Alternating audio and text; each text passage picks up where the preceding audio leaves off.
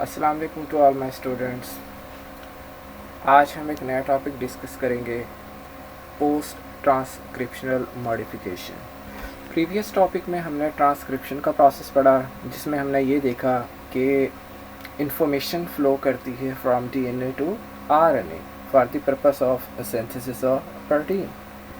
Prokaryotes में चूँकि ये प्रोसेस साइटोप्लाज्म में होता है, और हम ये भी देखते हैं कि जैसे ही साइटोप्लाज्म के अंदर आरएनए की सिंथेसिस होती है तो फ़ौरन इमीडिएटली क्या है, वो प्रोटीन की सिंथेसिस का फिनोमेना स्टार्ट हो जाता है। तो इसका मतलब ये है कि प्रोकैरियोट्स में खातिर खा किसी किस्म की पोस्ट ट्रांसक्रिप्शनल मॉडिफिकेशन एग्जिस्ट नहीं करती।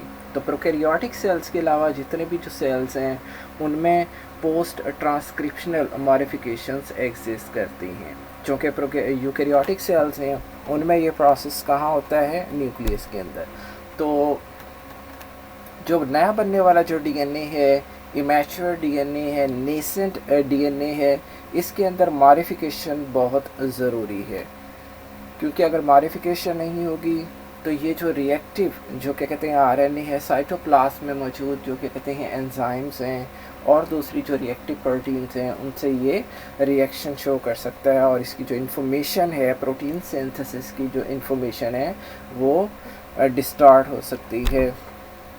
इसलिए जो प्राइमरी ट्रांसक्रिप्ट है जो बना है न्यूक्लियस के अंदर इस ट्रांसक्रिप्शन के प्रोसेस के थ्रू, तो उसके अंदर मॉडिफिकेशन बहुत ही ज़रूरी है।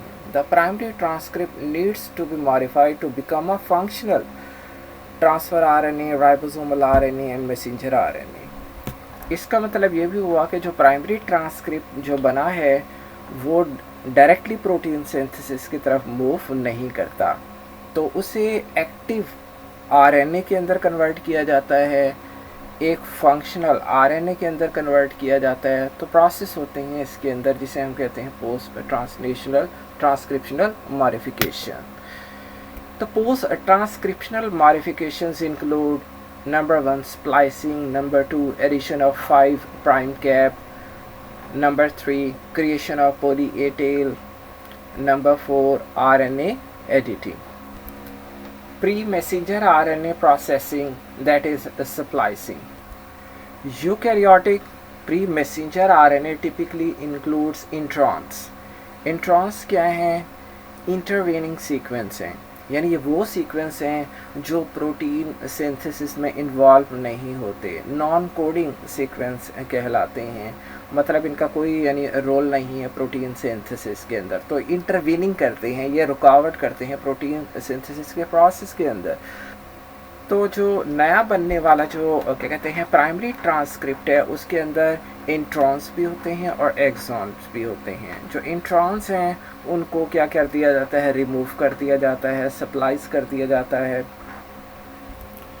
Introns are removed by RNA processing, in which the intron is looped out and cut away from the exons by small nuclear ribonucleoprotein particles, complexes of snRNAs and proteins, bind to form the spliceosome. इसका मतलब ये कि जो introns हैं, intervening जो sequence हैं, non coding जो क्या कहते हैं सीक्वेंस हैं, जो प्रोटीन सिंथेसिस में ट्रांसलेशन में इन्वॉल्व नहीं होते, उन सीक्वेंसेस को रिमूव कर दिया जाता है, कट कर दिया जाता है, और इस तरह बाकी जो एक्सॉन्स हैं उनको सप्लाइज कर देते हैं, जोड़ देते हैं। The introns loop out as a SNRNPS, small nuclear ribonucleoprotein particles, complexes of snRNAs and proteins, bind to form the spliceosome. तो ये spliceosome क्या करते हैं, ये कट करते हैं, रिमूव करते हैं, and the exons are spliced to form the translatable messenger RNA. The intron is excised and the exons are then spliced together. The resulting mature messenger RNA may then exit the nucleus and be translated in the cytoplasm. यहाँ इस slide में आप primary transcript देख रहे हैं। जैसे यहाँ पर डार्क बैंड्स की सूरत में क्या है, ये एक्सॉन्स मौजूद हैं, यहाँ भी 3 प्राइम एंड पर भी एक्सॉन और 5 प्राइम एक्स एंड पर भी क्या है ये एक्सॉन मौजूद हैं।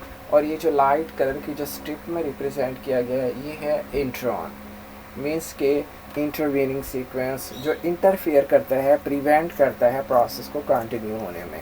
तो कौन से प्रोसेस में ये इंटरफेरेंस करता है? प्रोटीन सिंथेसिस के। तो जितने ज़्यादा इंट्रॉन्स प्रेजेंट होंगे, अगर फ़र्ज़ करें इंट्रॉन्स को अगर रिमूव नहीं करते और ये साथ ही मौजूद रहें एक्सॉन्स के, तो ट्रांसलेशन का जो फिनोमेना है बहुत ही स्लो हो जाएगा, क्योंकि उसमें से फिर वो इंट्रॉन्स को क्या है वो रिमूव करेगा, एक्सॉन्स को रीड करेगा।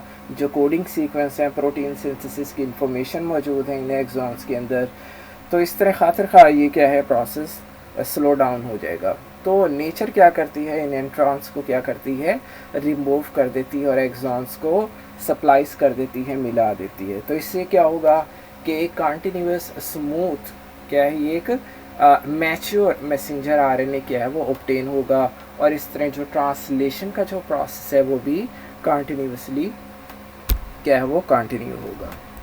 यहाँ आप देख रहे हैं स्मॉल न्यूक्लियर न्यूक्लियोप्रोटीन पार्टिकल्स हैं, ये क्या करेंगे, इसे रिमूव करेंगे, इंट्रॉन्स को एक लूप में ट्रांसफॉर्म करके इसे कट कर देंगे इसे और सेपरेट कर देंगे, और इस तरह जो 5 और 3 प्राइम एंड के जो एक्सॉन्स हैं उनको आपस में मिला दिया जाएगा। तो ये जो मैच्योर मैसेंजर आरएनए है, जो जो मैच्योर बनने वाला जो मैसेंजर आरएनए है, अब इसमें इंट्रॉन्स मौजूद नहीं है। अब ये फंक्शनल और मैच्योर मैसेंजर आरएनए में क्या है, ये ट्रांसफॉर्म हो चुका है। Next step of post transcriptional modification is addition of 5 prime cap. At the end of transcription, the 5 prime end of the RNA transcript contains a free triphosphate group, since it was the first incorporated nucleotide in the chain. 5 prime end बहुत ज़्यादा reactive होता है, इस and की जो capping है वो बहुत ज़रूरी है, ताकि जो क्या कहते हैं यहाँ पर एग्जिस्ट करने वाला जो ट्राइफॉस्फेट ग्रुप है मज़ीद फर्दर क्या है वो reaction शो ना करे। The capping process replaces the triphosphate group with another structure called the cap. The cap is added by the enzyme guanyl transferase. This enzyme catalyzes the reaction between the 5 prime end of the RNA transcript and the guanine triphosphate GTP molecule. Next step is the poly-A tail. The post-transcriptional RNA processing at the opposite end of the transcript come in the form of a string of adenine bases attached to the end of the synthesized RNA chain. This string of adenine is called poly-A tail. The addition of the adenine is catalyzed by the enzyme poly-A polymerase, which recognizes the sequence AAU AAA as a signal for the addition. The reaction proceeds through mechanism similar to that used for the addition of a nucleotide during transcription.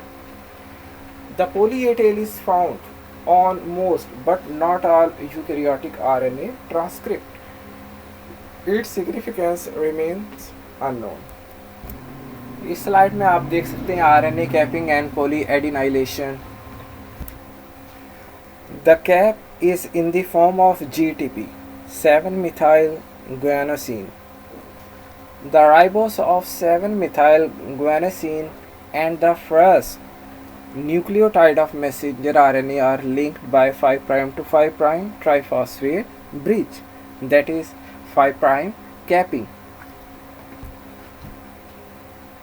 Tail is in the form of poly-A tail linked to 3 prime end of RNA.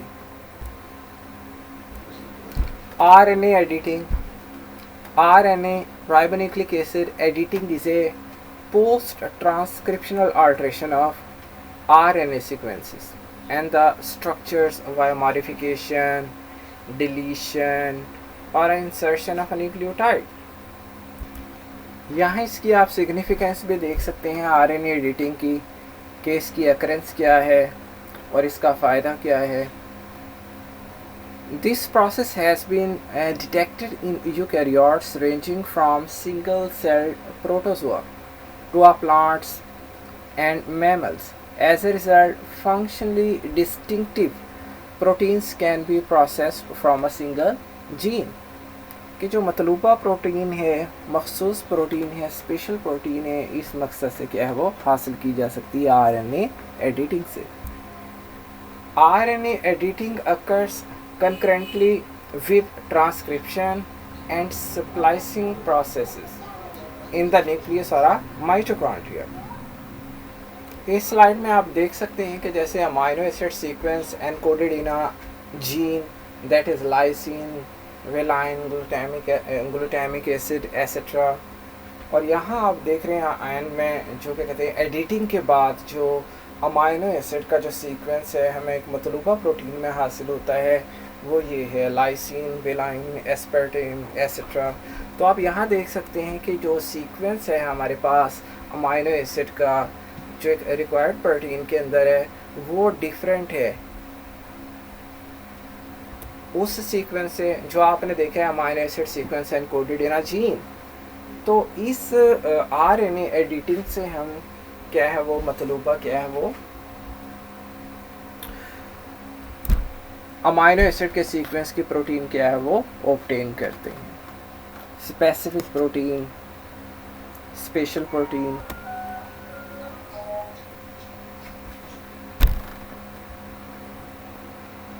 Thank you for watching this discussion.